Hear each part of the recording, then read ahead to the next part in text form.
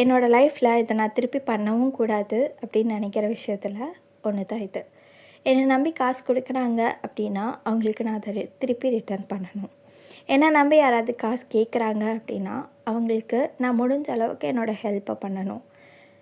என்னை வச்சு யூஸ் பண்ணி விளாட்றாங்க அப்படின்னா அதை நான் விடவே கூடாது அப்படின்னு ரொம்ப கான்ஃபிடெண்ட்டாக இருக்கேன்.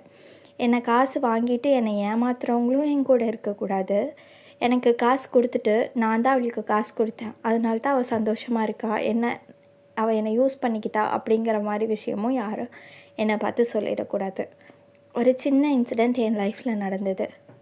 நான் கன்சீவாக இருக்கும்போது என் பையனுக்கு ஹார்ட்டில் ப்ராப்ளம். ரொம்ப சிச்சுவேஷன் பெருசாக இருந்தது. அப்போ என் கூட யாருமே இல்லை, நானும் என் ஹஸ்பண்டும் மட்டும்தான். அப்போ எங்களை தேடி ஒருத்தவங்க வந்தாங்க. ஓகே, அவங்க எங்ககிட்ட பாசமாக தான் இருந்தாங்க. அவங்க எனக்கு எல்லா ஹெல்ப்புமே பண்ணணும்னு நினச்சாங்க. அவங்களோட ஒரு திங்ஸ் கொடுத்து இதை வச்சு நீங்கள் ஆப்ரேஷன் பண்ணி குழந்தைய வெளியில் எடுங்க அப்படின்னு சொன்னாங்க. ஆனால் அவங்களோட ஃபேமிலியில் இருக்க இன்னொரு பர்சன் எங்ககிட்ட வந்து ஒழுக்க மரியாதையாக அவன் பொண்டாட்டி கூட்டிகிட்டு ஓடிப்போ, இல்லைன்னா இங்கே நடக்கிறதே வேறு அப்படின்னு என் புருஷனை மிரட்டினாங்க. இத்தனையும் தாண்டி வந்து தான் காசோட வேல்யூ என்ன அப்படின்றது எனக்கு புரிஞ்சிச்சு.